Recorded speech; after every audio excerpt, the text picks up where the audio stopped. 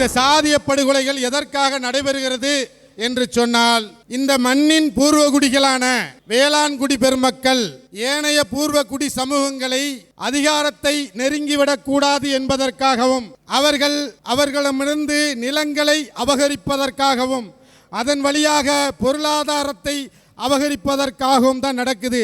நிலம், அதிகாரம், பொருளாதாரம் என்கிற 3 முனைகளிலும் இந்த பூர்வகுடிகள் மேலோங்கி வந்துவிடக்கூடாது என்பதற்காக இந்த சாதிய படுகொலை எல்லாம் நடத்தப்படுகிறது. குறிப்பிட்ட ஒரு சமூகம் 1957 முதுகுளத்தோர் மண்ணிலே வெடித்த சாதி ஆதிக்கத்திற்கு எதிரான இந்த யுத்தத்திலிருந்து இடம்பெயர்ந்து தென் மாவட்டங்களிலே ஆக்கிரமித்துக் கொண்டிருக்கிற குறிப்பிட்ட ஒரு மறவர் சாதி வெறியர்கள் தான் இந்த சாதி வெறிகளை, இந்த சாதிய படுகொலைகளை நிகழ்த்தி கொண்டிருக்கிறார். இவர்கள் ஒரு குறிப்பிட்ட சாதிக்கு எதிராக மட்டுமே படுகொலைகளை செய்வதில்லை. தென் தமிழ்நாட்டிலே இருக்கக்கூடிய அத்தனை சமூகங்களுக்கு எதிராக இவர்களுடைய அருவாள் பாய்கிறது என்று சொன்னால், இங்கு இருக்கக்கூடிய அதிகார வர்க்கம், இங்கு இருக்கக்கூடிய அரசியல் கட்சிகள், இங்கு இருக்கக்கூடிய அவர்களுக்கு கருத்தியல் ரீதியாக அடியாள் வேலை பார்த்து கொண்டிருக்கிற சிந்தனையாளர்கள் கூட்டம் வரைக்கும் எல்லோரும் அதற்கு பொறுப்பாளிகள். எஸ்டி முருகையனுடைய படுகொலை தமிழ்நாட்டிலே ஒரு அரசியல் படுகொலை. இந்தியாவை உலுக்கிய அந்த அரசியல் படுகொலையை செய்தவர்கள் மன்னார்குடி மாஃபியா என்று பத்திரிகைகளே, ஊடகங்களிலே சொல்லப்பட்ட ஒரு குடும்பத்தைச் சேர்ந்தவர்கள். தொடர்ந்து தமிழ்நாட்டில் நடந்த மாடக்கோட்டை சுப்பு படுகொலை, சிலுவைமுத்து படுகொலை என்று படுகொலைகள் எல்லாம் பட்டியல் போட்டால் இந்த குறிப்பிட்ட சமூகத்தினுடைய பங்களிப்பு 80 விழுக்காடு இருக்குது. இதெல்லாம் பேசலாம். கோடி கலவரம் நடந்தபோது தேவர் பேரவையும் இந்து முன்னணியும் கைகோர்த்து நின்றது. புளியங்குடி ஐயாபுரம் கலவரம் நடந்தபோது தேவர் பேரவையும் இந்து முன்னணியும் கைகோர்த்து நின்றது. இந்த மறவர் சாதி வெறியர்களுக்கு தேவர் என்று ஒரு பட்டத்தை வச்சுக்கிறது, முக்குளத்தோர் என்று தங்களை முகமுடிய மாட்டிக்கிறது.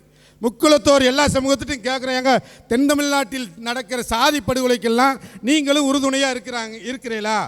அவங்கெல்லாம் முக்குளத்தோர்னு பேசுகிறாங்கன்னா, நாங்கள் வேறு, அவர்கள் வேறு. பெரியவர் ஜான் பாண்டியனையும் மருத்துவர் கிருஷ்ணசாமியும் இந்த சாதி வெறியர்கள், குறிப்பாக மறவர் சாதி வெறியர்கள் சமீபத்தில் பேசின பேச்செல்லாம் வீடியோக்குள்ள கேட்க சகிக்கல. வரலாற்று உணர்வு கொண்டவர்களையும் ஜனநாயக உணர்வு கொண்டவர்களையும் அஞ்சு நடுங்கக்கூடிய அளவுக்கு பேசுகிறாங்க. மேடை போட்டு வெளிப்படையாக உங்களை எல்லாம் கொன்றொழித்து விடுவோம், உங்களை எல்லாம் 5 முறை கொலை செய்ய முயற்சி செய்தோம், நீங்கள் எங்களை குறிவைக்க தொடங்கிவிட்டாலே நீங்களும் எச்சரிக்கையாகத்தான் இருக்கு. ஒரு விதை மண்ணில் விழுகிற போது எப்படி ஒரு வனம் அதற்குள் உறங்குகிறதோ அதே போன்றுதான் ஒரு சமூக செயல்பாட்டான இந்த மண்ணிலே வீழ்கிற போது ஒரு இராணுவம் அடுத்த களத்திற்கு தயாராக இருக்கிறது.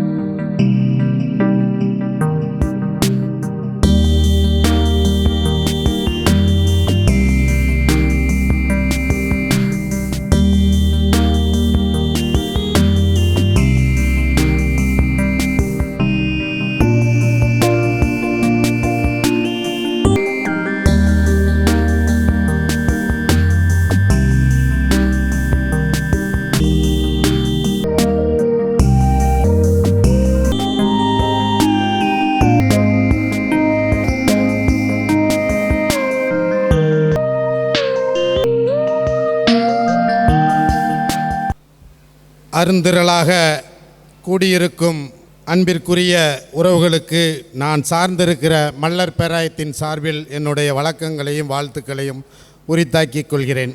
ஒரு மகத்தான நாளில் இங்கே கூடியிருக்கிறோம்.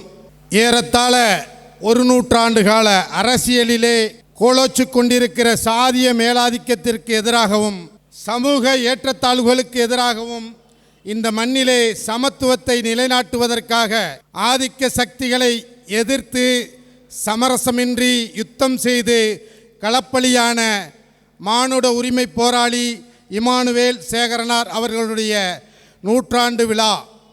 இந்த நூற்றாண்டு விழாவை இந்த ஆண்டிலே எடுக்க வேண்டும் என்று எங்களுக்கெல்லாம் அதை வலியுறுத்தி அதற்கு வழிகாட்டிய அத்தனை உறவுகளுக்கும் இந்த நேரத்தில் நெஞ்சார்ந்த நன்றிகளை உரித்தாக்கிக் கொள்கிறேன். சமீபத்தில் ஒரு 6 மாத கால அளவில் தமிழகம் எங்கும் குறிப்பாக தென் தமிழ்நாட்டில் திருநெல்வேலி, தூத்துக்குடி, தென்காசி போன்ற மாவட்ட பகுதிகளிலே தொடர்ந்து சாதிய படுகொலைகள் நடைபெறுகிறது. இந்த சாதிய படுகொலைகள் எதற்காக நடைபெறுகிறது என்று சொன்னால், இந்த மண்ணின் பூர்வகுடிகளான வேளாண்குடி பெருமக்கள் ஏனைய பூர்வகுடி சமூகங்களை அதிகாரத்தை நெருங்கிவிடக் கூடாது என்பதற்காகவும், அவர்களிடமிருந்து நிலங்களை அபகரிப்பதற்காகவும், அதன் வழியாக பொருளாதாரத்தை அபகரிப்பதற்காகவும் தான் நடக்குது. நிலம், அதிகாரம், பொருளாதாரம் என்கிற 3 முனைகளிலும் இந்த பூர்வகுடிகள் மேலோங்கி வந்துவிடக்கூடாது என்பதற்காக இந்த சாதிய படுகொலை எல்லாம் நடத்தப்படுகிறது. இந்த சாதி படுகொலை எல்லாம் நடத்துகிற அந்த சாதி வெறியர்களை குறிப்பிட்ட ஒரு சமூகம் 1957 முதுகுளத்தோர் மண்ணிலே வெடித்த சாதி ஆதிக்கத்திற்கு எதிரான இந்த யுத்தத்திலிருந்து இடம்பெயர்ந்து தென் மாவட்டங்களிலே ஆக்கிரமித்துக் கொண்டிருக்கிற குறிப்பிட்ட ஒரு மறவர் சாதி வெறியர்கள் தான் இந்த சாதிய படுகொலைகளை நிகழ்த்தி கொண்டிருக்கிறார்கள். இவர்கள் ஒரு குறிப்பிட்ட சாதிக்கு எதிராக மட்டுமே படுகொலைகளை செய்வதில்லை. தென் தமிழ்நாட்டிலே இருக்கக்கூடிய அத்தனை சமூகங்களுக்கு எதிராக இவர்களுடைய அருவாள் பாய்கிறது என்று சொன்னால், இங்கு இருக்கக்கூடிய அதிகார வர்க்கம், இங்கு இருக்கக்கூடிய அரசியல் கட்சிகள், இங்கு இருக்கக்கூடிய அவர்களுக்கு கருத்தியல் ரீதியாக அடியாள் வேலை பார்த்து கொண்டிருக்கிற சிந்தனையாளர்கள் கூட்டம் வரைக்கு எல்லோரும் அதற்கு பொறுப்பாளிகள். இது குறித்து தமிழ்நாட்டிலே காலவரிசைப்படி ஒரு ஆய்வு நிகழ்த்தி பார்ப்போம் என்று சொன்னால், 1968 வெண்மணி படுகொலை நடந்தது. வெண்மணி படுகொலை வெறும் வர்க்க பிரச்சனையால் நடந்த படுகொலை என்றுதான் இதுவரை நாம் சொல்லிக் கொண்டிருந்தோம். வெண்மணி படுகொலையினுடைய ஒரு சாட்சியாக இருந்து அந்த பகுதியிலே நீண்ட நெடிய காலமாக அந்த மக்களிடையே வேலை பார்த்த ஏஜி கஸ்தூரி ரங்கன் ஒரு நூல் எழுதியிருக்கிறார். அந்த நூலிலே அவர் சொல்லுகிறார், இது வர்க்கப்படுகொலை மட்டுமல்ல, இது மறைமுகமாக ஒரு இனப்படுகொலை.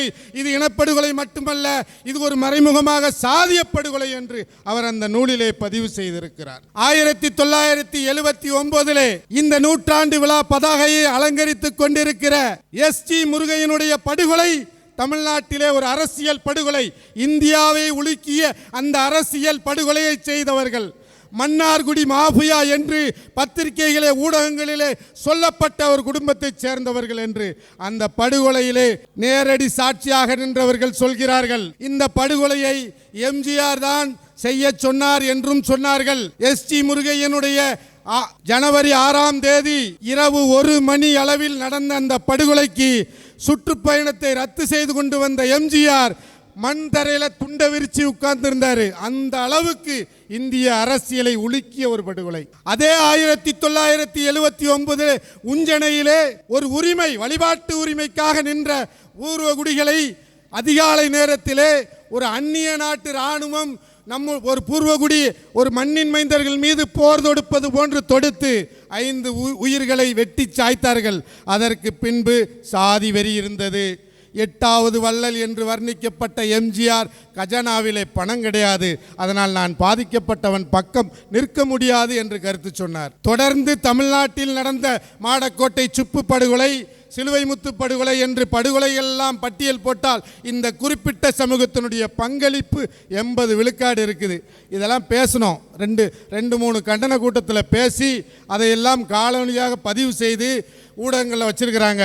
இப்போ அவர்களுக்கு இந்த சாதிய படுகொலைகளுக்கு பின்னால் இருக்கக்கூடிய திராவிட கட்சிகளுடைய ஆதரவையும் ஆளும் வர்க்கத்தினுடைய ஆதரவையும் நாம் அம்பலப்படுத்தணும். அவர்கள் சாதி படுகொலை செய்தது மட்டுமல்ல, சாதி படுகொலைகள் நடக்கும் போதெல்லாம் வேறு ஒரு சமூகங்களை அழைச்சுகிறது. போடி கலவரம் நடந்த போது தேவர் பேரவையும் இந்து முன்னணியும் கைகோர்த்து நின்றது. புளியங்குடி ஐயாபுரம் கலவரம் நடந்த போது தேவர் பேரவையும் இந்து முன்னணியும் கைகோர்த்து நின்றது. இந்த மறவர் சாதி வெறியர்களுக்கு தேவர் என்று ஒரு பட்டத்தை வச்சுக்கிறது, முக்குளத்தோர் என்று தங்களுக்கு ஒரு முகமுடிய மாட்டிக்கிறது. முக்குளத்தோர் எல்லா சமூகத்திட்டும் கேட்குறாங்க, தென் தமிழ்நாட்டில் நடக்கிற சாதி படுகொலைக்கெல்லாம் நீங்களும் உறுதுணையாக இருக்கிறீங்களா? அவங்கெல்லாம் முக்குளத்தோர்னு பேசுகிறாங்கன்னா, நாங்கள் வேறு அவர்கள் வேறு. பண்பாட்டிலும் அரசியலிலும் எங்களுக்கான பிரதிநிதித்துவத்தை தட்டி பறித்தவர்கள் அவர்கள் தான் அப்படிங்கிற கருத்தை வைக்கிறாங்க. இப்படி முக்குலத்தோர் என்ற முகமுடியை மாட்டிக்கொண்டு இந்த 3 சமூகங்களுக்கும் பொதுவாக பயன்படுத்த தேவர் என்கிற பட்டத்தையும் அவர்கள் பயன்படுத்தி கொண்டு இந்த சாதிய படுகொலை எல்லாம் நிகழ்த்தி கொண்டிருக்கிறார்கள். அதன் வழியாக ஆட்சி அதிகாரத்தையும் அரசின் நிர்வாகத்தையும் ஆக்கிரமித்துக் கொண்டிருக்கிறார்கள். இங்கு இந்த நாட்டிலே இந்திய துணைக்கண்டத்தினுடைய சமூகவியலை, பண்பாட்டு அசைவுகளை தன்னுடைய ஆய்வுகளின் மூலமாக முன்வைத்த மாமேதை அம்பேத்கருடைய ஆய்வுகள் எல்லாம் ஒரு சிறப்பான புள்ளியிலே ஒருங்கிணைக்கப்படுகிறது. இந்திய துணைக்கண்டத்தை 1000க்கும் மேற்பட்ட ஆண்டுகளாக இந்திய துணைக்கண்ட மக்களுடைய இந்த சிந்தனையை பிணைத்திருக்கும் அந்த விலங்கு கருத்தியல் ரீதியாக ஒரு மனிதனை, ஒரு நிலப்பரப்பை, சமூகங்களை, இதனுடைய பண்பாட்டு மரபுகளை எல்லாம் இந்த கருத்தியல் ரீதியாக மேலாதிக்கம் செய்ய முடியும் என்கிற அந்த பார்ப்பன கருத்தியலை அங்குலமாக தோலுரித்தவர் அம்பேத்கர். அம்பேத்கருடைய பல்வேறு நிலைப்பாடுகளின் மீது நமக்கு மாற்று கருத்து இருக்கிறது. ஆனால் இந்த விடயத்தில் அம்பேத்கர் மிக சிறப்பாக சொல்கிறார், சிந்தனையிலே உனக்கு விலங்கிடப்பட்டிருக்கிறது. இந்த சிந்தனையிலே உனக்கு விலங்கிடப்பட்டவன் ஆட்சி அதிகாரத்தை நிழலிலிருந்து நடத்துகிறான். அரசு நிர்வாகத்தை நேரடியாகவே ஆதிக்கம் செய்து கொண்டிருக்கிறார்கள். அவர்களுடைய சிந்தனை வழித்தடத்திலே பயின்று வந்தவர்கள் இங்கே சொல்கிறார்கள், நாங்கள் எல்லாம் பெரிய பரம்பரை நாங்கள் எல்லாம் மிகப்பெரிய பரம்பரையைச் சேர்ந்தவர்கள். எங்களுடைய பரம்பரை என்பது வீர பரம்பரை. நாங்கள் மன்னர் பரம்பரையைச் சேர்ந்தவர்கள். இந்த நாட்டை நாங்கள் தான் ஆண்டு கொண்டிருக்கிறோம் என்று சொல்கிறார்கள். ஏறத்தாழ 7 நூற்றாண்டு காலமாக இந்த மண்ணிலே தமிழர்களுடைய ஆட்சி நடைபெறவில்லை. நான் ஒரு இனவாதமாக இதை நீங்கள் கருதிடக்கூடாது. யதார்த்தமாக ஒரு நிலப்பரப்பினுடைய அரசியலை நாம் முன்வைத்து பேச வேண்டியிருக்குது. 7 நூற்றாண்டு காலமாக இங்கு பாளையக்காரர்களாகவும் ஜமீன்களாகவும் விஜயநகர பேரரசு காலத்திலும் ஆங்கிலேயர் ஆட்சி காலத்திலும் இப்போது திராவிட ஆட்சி காலத்திலும் தங்களை அதிகார நிலையிலும் பொருளாதார நிலையிலும் மேலோங்கிய ஒரு சக்தியாக நிறுவிக்கொள்வதற்கு எது காரணம் என்று சொன்னால் வன்முறை தான் காரணம். அந்த வன்முறை என்பது 1979 சித்தமல்லி முருகையனை பலிகொண்டது. அதே வன்முறை 1957 இமானுவேல் சேகரனை பலிகொண்டது. ஒரு வன்முறையின் மூலம் ஒரு ஒட்டுமொத்த நிலப்பரப்பினுடைய அதிகாரத்தையும் தங்கள் கீழ் கொண்டு வர நினைக்கிறார்கள். அதனுடைய நீண்ட நெடிய வரலாறுகளை நாம் இன்னும் முழுமையாக அறிந்து கொள்ளவில்லை. பொதுவாக உலகத்தில் உள்ள சிந்தனையாளர்கள் எல்லாம் மக்களை சிந்திக்க சொல்வார்கள். உலகத்தில் உள்ள சிந்தனையாளர்கள் எல்லாம் தங்களுடைய பதாகையிலே போட்டுக்கொண்டிருக்கிற சமூக அமைப்புகளும் அதைத்தான் சொல்லுது.